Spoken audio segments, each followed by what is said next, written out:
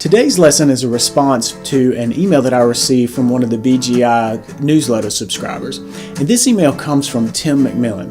And Tim writes, "Hi John, I like your style. I'd be interested in your take on infusing the major and minor pentatonic scales into the blues." Tim. Well, Tim, I've got a couple of ways to answer this. And the first way is, a lot of players switch the scale entirely from playing, say, the A major pentatonic scale over the A chord, and then when you shift to the D chord, playing the A minor pentatonic scale. And that is certainly a great approach and one that we'll probably cover in another lesson. But this lesson, I want to show you how to mix the major and minor scale into one lick. So without further ado, let's grab the guitar and I'm going to show you a bluesy lick in A that works in the A major and the A minor pentatonic scales. So here you go.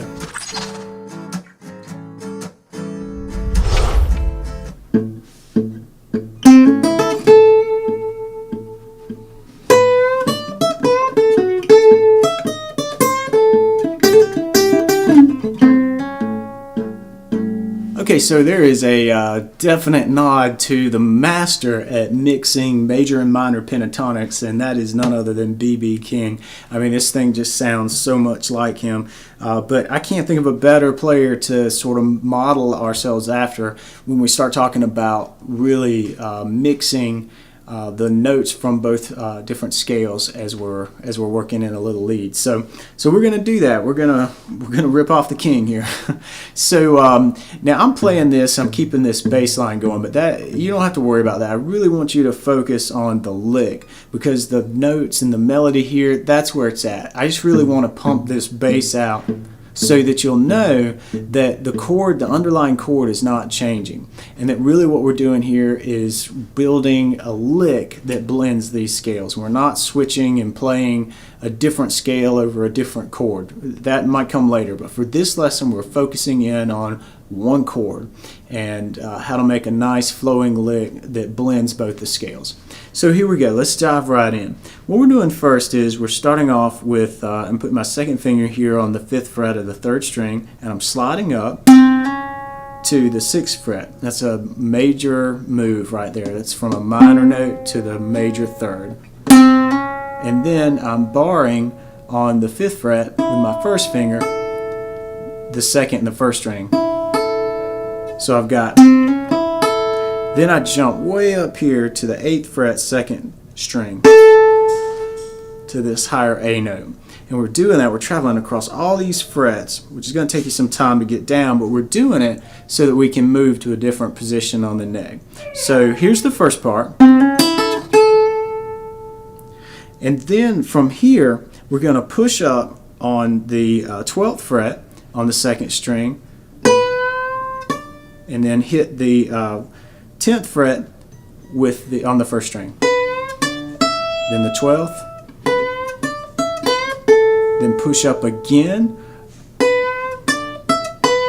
on the 2nd string. Then back to the 8th fret here where we started from. This is the root, the A note. Then we're going to hit the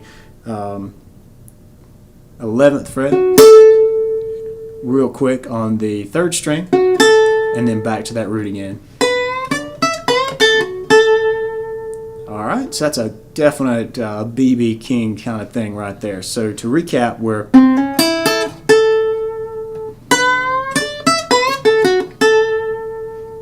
alright, now all of that is very major sounding, but what we're going to do right now is sort of switch and add in the minor pentatonic sound.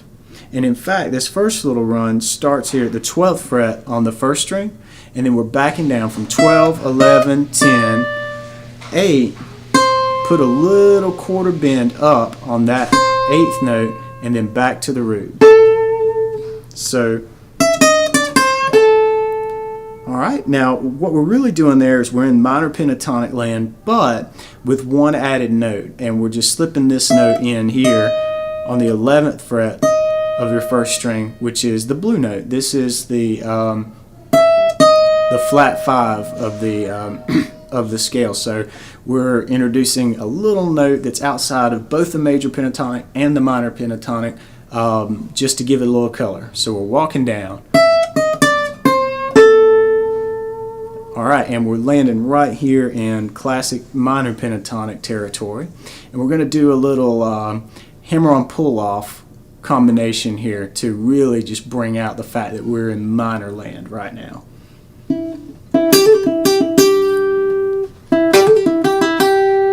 Alright, so we're doing that right here around the 9th fret with on the 3rd string, and then the 8th fret on the 2nd string, hammering on, pulling off to the 10th fret, and then kind of doing a little toggle back here to finish it off. Staying in minor pentatonic land, we're going to slide. I'm going to reach over here. This is a little awkward, but when you practice this up over time, you're going to get this. But I'm reaching up with my 3rd finger and hitting this 9th fret on the 3rd string.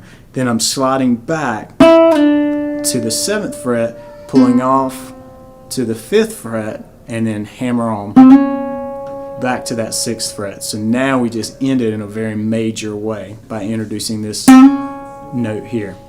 Alright, so here's that sequence again. And there's one note that I didn't tell you about, and it's this one.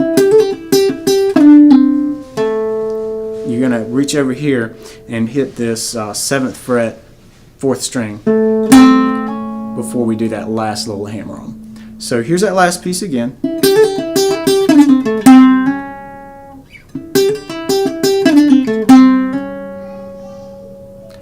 Alright, and so let's take a recap of the whole lick. We'll do it slowly and I'll play it up to speed for you.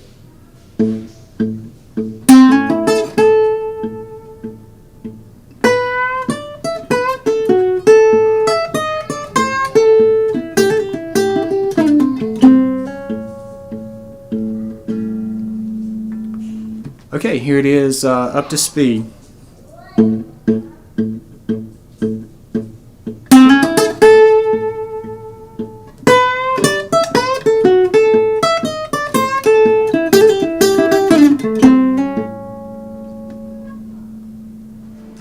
Alright, so there you go, a nice long flowing lick that calls on some notes from the A major pentatonic and the A minor pentatonic scale. And of course we had that one note from the A blues scale that I snuck in on you. But anyway, the thing I really want to convey to you is practice that lick, sure, get it down, but really focus on the concepts that are at play here.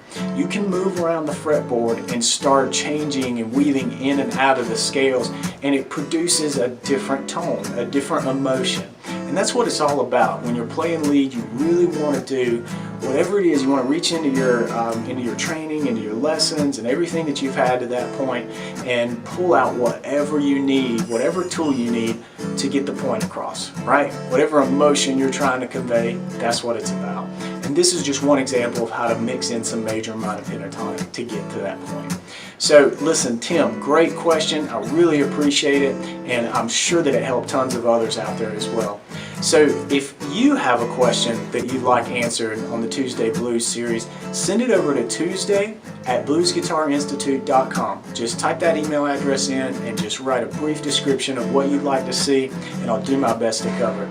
This series is going to be all about you guys, whatever it takes to get you past your point of frustration, or whatever it takes to get you to that next level. So please send me an email, tuesday@bluesguitarinstitute.com, and we'll see you in the next lesson. Thanks.